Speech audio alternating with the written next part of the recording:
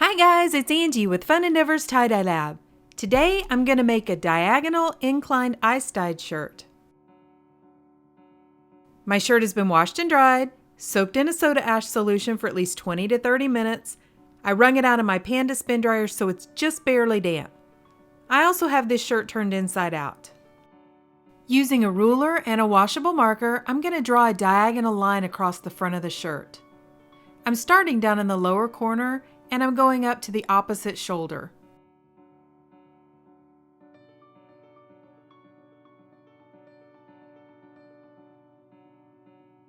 Now I'm going to fold this shirt on that diagonal line.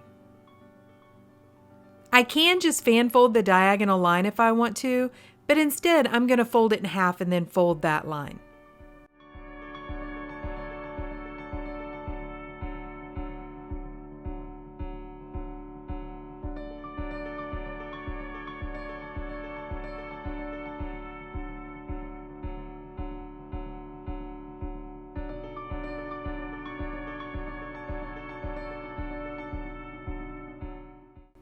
I'm starting at one end and I'm going to fan fold down this side.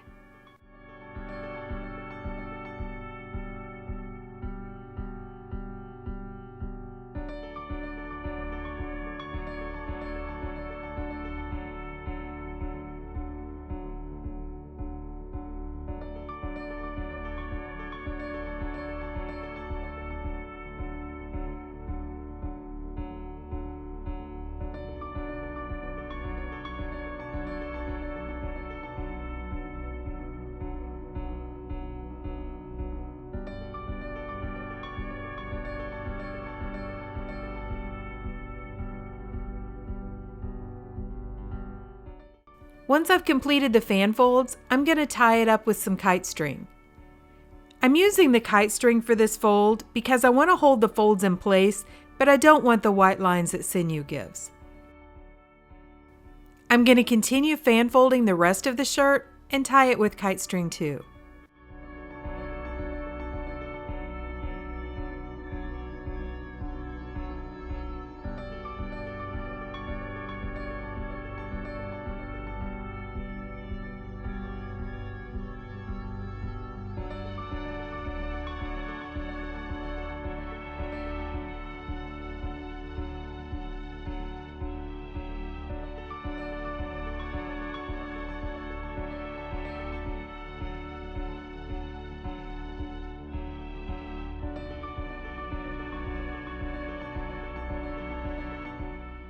As I mentioned earlier, I'm going to incline ice dye this shirt.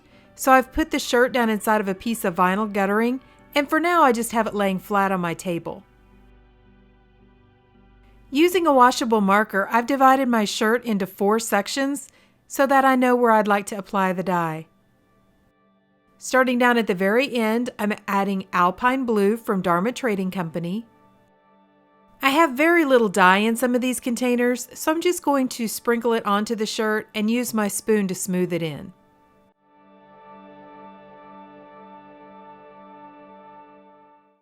The next color is Deep Yellow from Dharma Trading Company.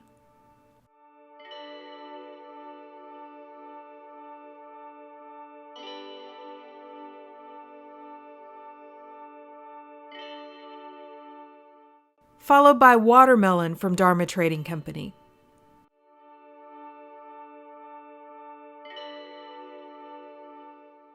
The very end section is going to be Light Red from Dharma Trading Company. Then I'm going to add some additional soda ash on top of the dye. That way, as the ice melts and runs through the shirt, I make sure I have plenty of additional soda ash in the shirt to react with the dye. Now I'm going to add some ice onto the top.